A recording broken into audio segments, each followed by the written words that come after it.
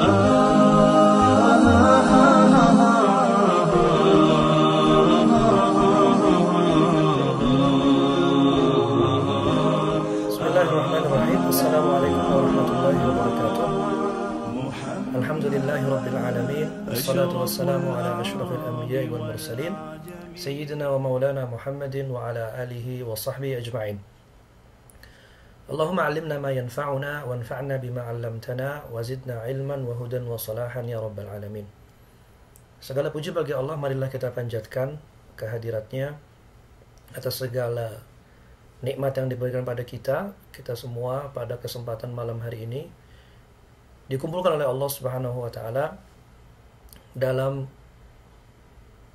kesempatan yang luar biasa, dalam kesempatan yang mudah-mudahan diberkahi Allah Subhanahu wa taala ini. Dan kita patut bersyukur pada Allah Subhanahu wa taala pertama karena tidak semua orang tergerak untuk bisa mau duduk sebentar sejenak untuk sama-sama menyegarkan spiritualitas kita, menyegarkan ruhaniyah kita.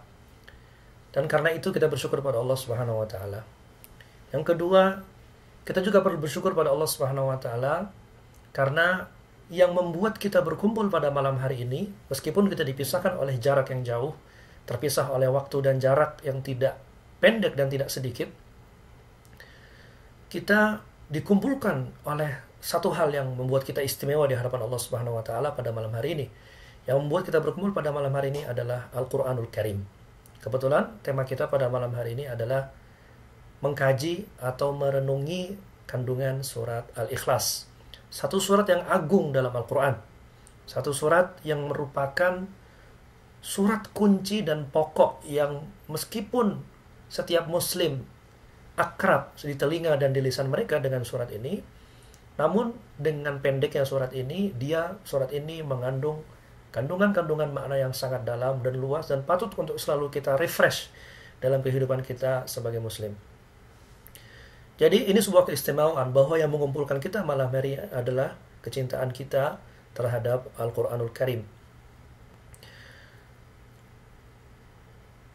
Rekan-rekan sekalian, para pendengar yang dimuliakan Allah Subhanahu wa taala, kalau kita lihat surat Al-Ikhlas ini pendek, ya. Dia hanya 4 ayat. Dan seringkali dalam sholat-sholat kita, inilah surat yang sering kita baca. Nyaris tidak ada setiap muslim yang tidak hafal surat ini selain surah Al-Fatihah. Jadi surah Al-Fatihah adalah surat yang paling pokok dibaca oleh setiap muslim, dihafalkan karena itulah rukun sholat kita. Setelah baca Al-Fatihah biasanya kita kalau nggak baca Qul Huwallahu Ahad, baca Qul A'udzu Birabbil Falaq dan Qul A'udzu Birabbin Nas. 3 surat yang merupakan rangkaian surat-surat penutup dari rangkaian Al-Quran dalam mushaf Al-Quran. Dan meskipun demikian, meskipun surat ini akrab di telinga, akrab di lisan kita, bahkan mungkin anak-anak kita, adik-adik kita yang masih belum balik sudah menghafalnya, namun seringkali kita tidak terlalu akrab dengan apa yang dikandung oleh surat ini. Rekan-rekan sekalian yang dimuliakan Allah Subhanahu wa taala, Rasulullah sallallahu alaihi wasallam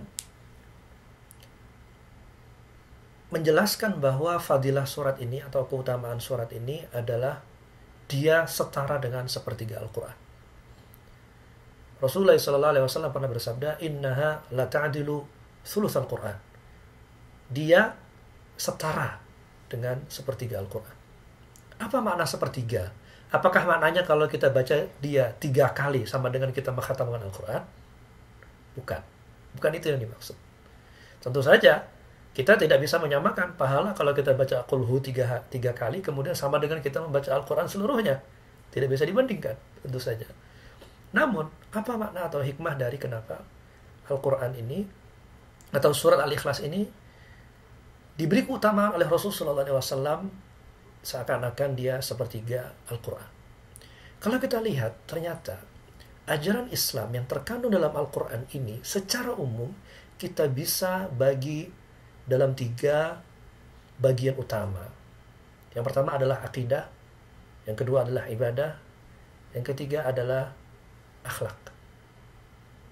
Atau dalam bahasa yang lain, yang pertama adalah akidah, yang kedua adalah hukum-hukum, baik itu ibadah maupun muamalah. Yang ketiga adalah etika atau akhlak. Nah, kalau ketika Rasulullah SAW menjelaskan bahwa Al-Quran itu senilai dengan sepertiga Al-Quran, bukan tanpa alasan.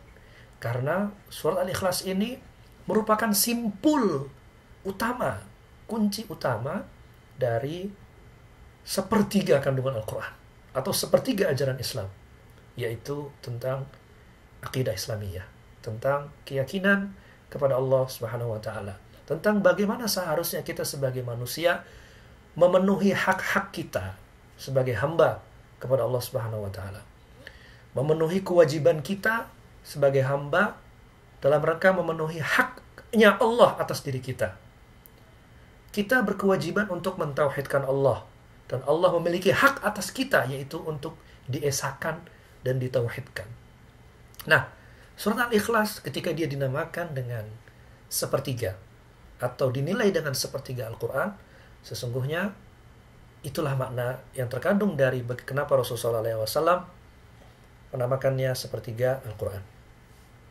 Rekan-rekan sekalian yang dimuliakan Allah Subhanahu wa taala, kalau kita merenungkan surat Al-Ikhlas ini sedalam-dalam, mencoba sedalam mungkin, ya, kita akan sampai pada satu kesimpulan bahwa surat ini Al-Ikhlas, meskipun dia pendek dan ringkas, dia mewakili konsepsi yang benar tentang bagaimana manusia mempersepsikan ketuhanan.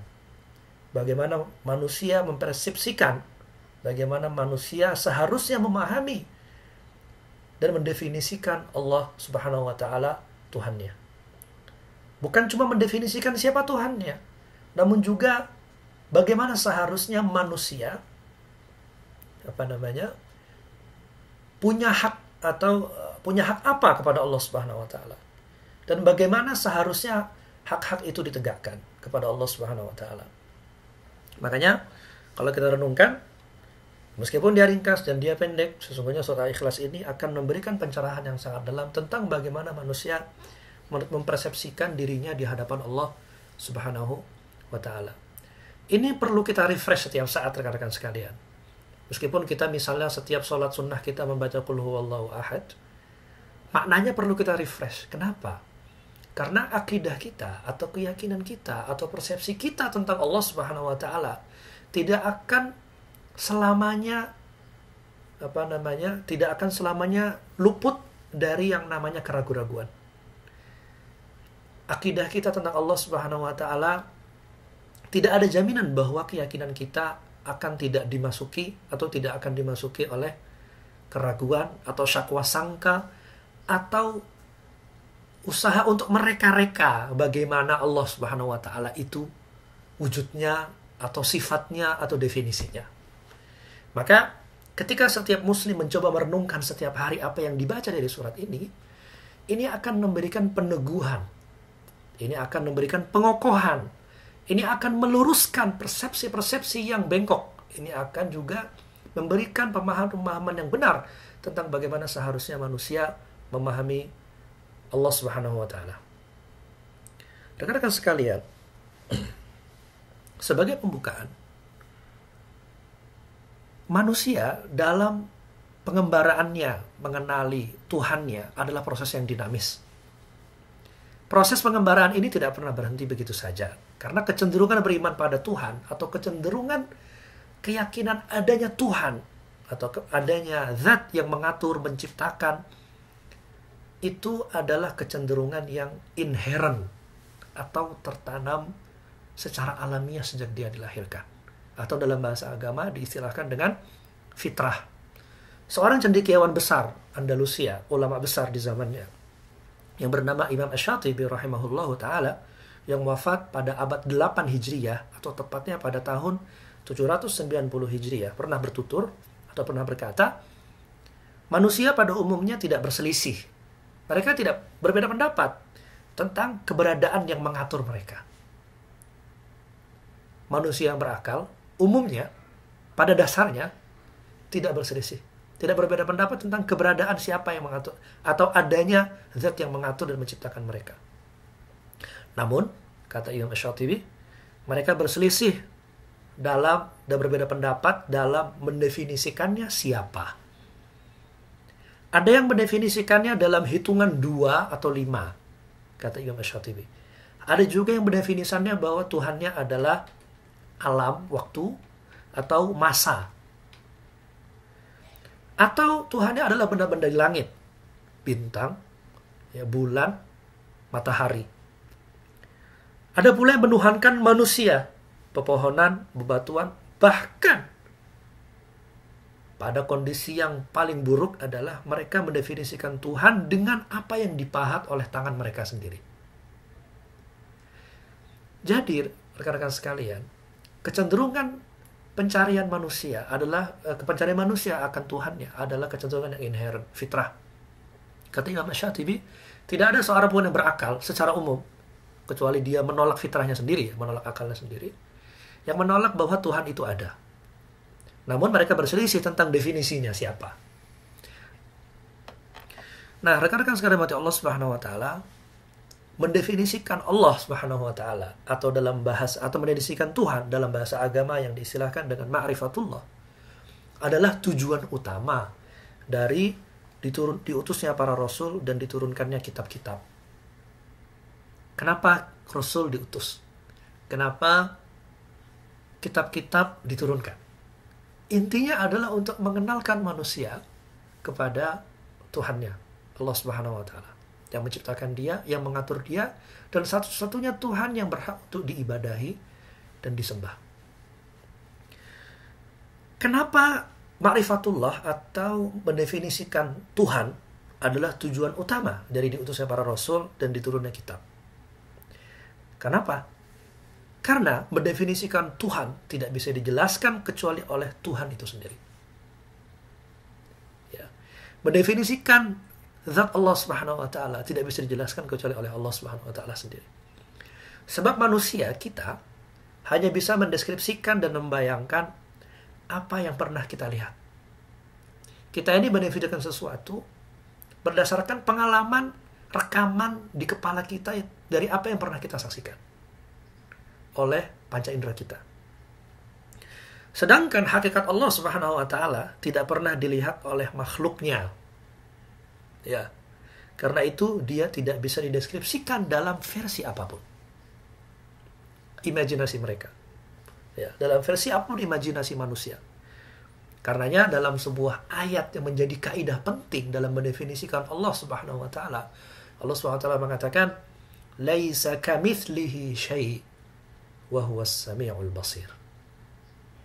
Tidak ada sesuatu pun yang menyerupainya. Tidak ada sesuatu pun yang setara dengannya. Tidak ada sesuatu pun yang menandinginya. Ya. Wa huwas samiul basir, kata Allah. Dan dialah Allah yang maha mendengar dan maha melihat. Ini sebagai muqaddimah. Ya, pengantar sebelum kita masuk ke lebih detail tentang renungan-renungan dari ayat per ayat dari surat Al-Ikhlas. Subhanallah, alhamdulillah, la ilaha illallah, subhanallah, alhamdulillah, la ilaha illallah, subhanallah, alhamdulillah, la ilaha illallah, akbar. Subhanallah.